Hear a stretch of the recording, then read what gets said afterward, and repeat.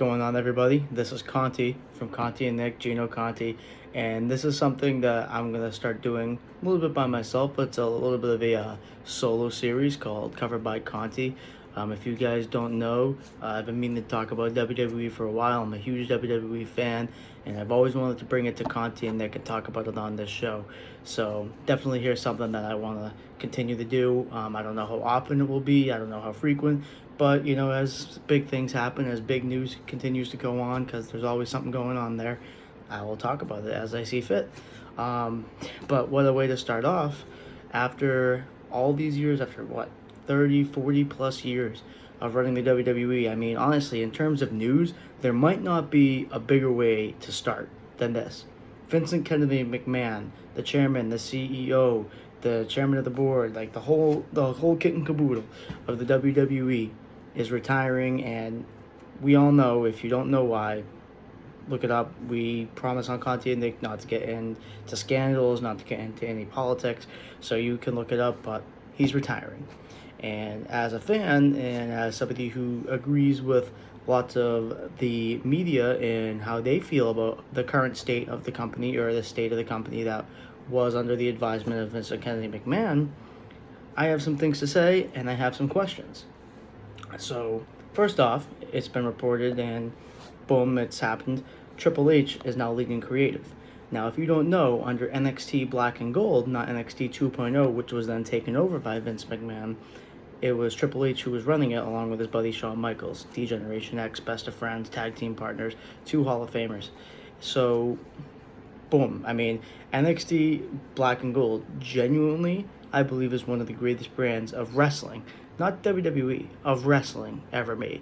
And to find out and to know that he is now taking over the flagship show and Friday Night SmackDown is amazing to me, and a lot of fans are rejoicing and couldn't be happier, because they thought, and they had some suspicions, that Bruce Pritchard, kind of Vince McMahon's second-hand man in the creative team, would be the guy taking over, and thank God that that's not the case. So, what do we think that we will see under Triple H's advisement? Or what do I think, and what are my questions? Number one, my question is Raw going to be going from a 3-hour episode, weekly episodic television show, to 2 hours? Because when I watch Raw and when I watch SmackDown, one thing that I notice is just Raw just drags on and on and on and on and on.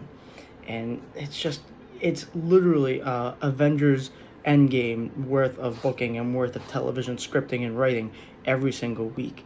And that's a lot, and that wears out lots of people.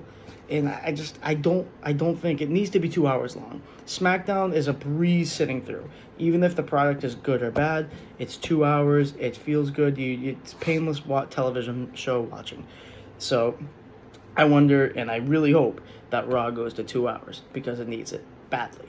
Now, number two, another question of mine, are the names that have been changed under Vince McMahon, for example, Austin Theory to Theory, Walter to Gunther, which is stupid, Marcel Bartel to Ludwig Kaiser, Piper Nanville, I believe her name was, to Doudrop.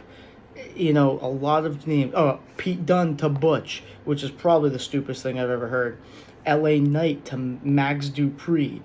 Awful. I mean, a lot of those names, are they going to go back to the old Triple H style, to what Triple H initially had them named?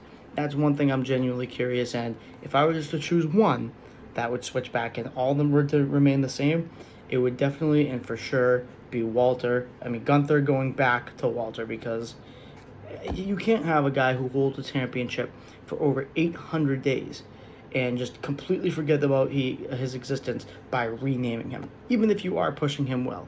Okay, a lot of this, some other things that we're probably going to see is a lot of the usage of more of the smaller guys, because obviously that's what Triple H found his success with. I mean, Tommaso Ciampa, that's another one I didn't mention. He's probably definitely going to be somebody who is a key player and a key cog in Triple H's newfound NXT, not NXT, I'm sorry, probably NXT as well, but Raw and SmackDown. He's somebody who is definitely going to be a key cog in that machine because Triple H and Tommaso Ciampa have a very special relationship, okay? And I definitely think you're going to see a lot more of Ricochet. Johnny Gargano hasn't gone elsewhere yet. Maybe you'll see Johnny Gargano come back. Seth Rollins, even though he is a key piece in WWE now, I think he'll be featured even a little bit better and a little bit more in that prize spot. And I think that would be great. You'll definitely see a lot of guys. Cedric Alexander, who's been completely misused and buried by MVP, who's a part-time wrestler and a part-time manager, for God's sakes. He's getting buried by him. Definitely Cedric Alexander is going to be a huge one.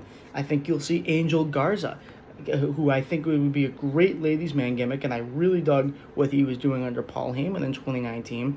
I think you'll see Humberto Carrillo finally make some noise. So that's a lot of changes in terms of the roster of misused people who I think will really come to light and really come to fruition.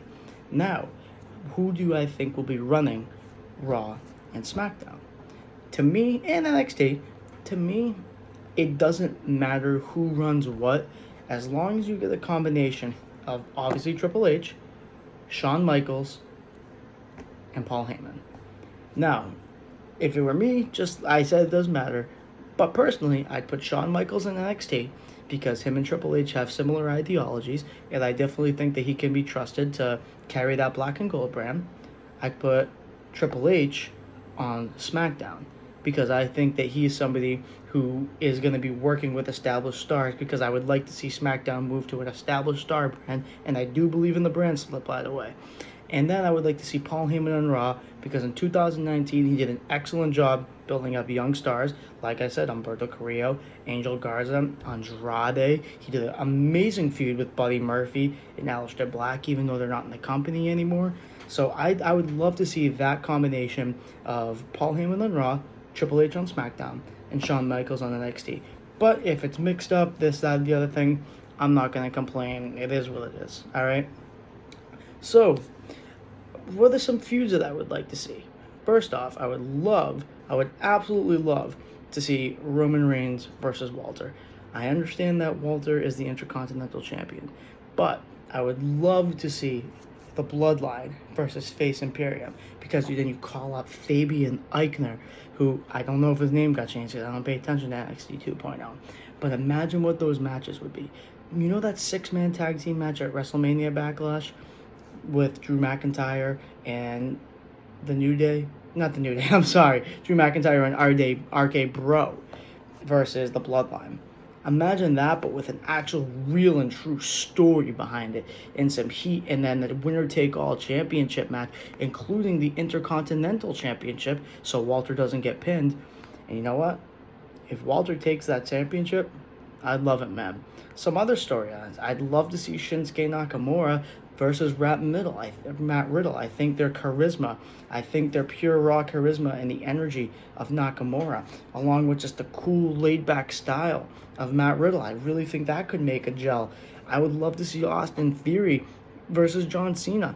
I mean, I don't think Austin Theory's ready for the spotlight, but a lot of people are comparing it. Some people want to see it. Give the people what they want. It's not just about what I want to see. But anyways, sorry, that was a little bit of a botchy episode. It's going to be a quick one, but we have to talk about it because this honestly is one of the biggest things in WWE history to ever happen, like if not the biggest. So like, share, and subscribe. Comment if you'd like to see some more covered by Conti. I'll probably do a SummerSlam review, and keep on keeping on.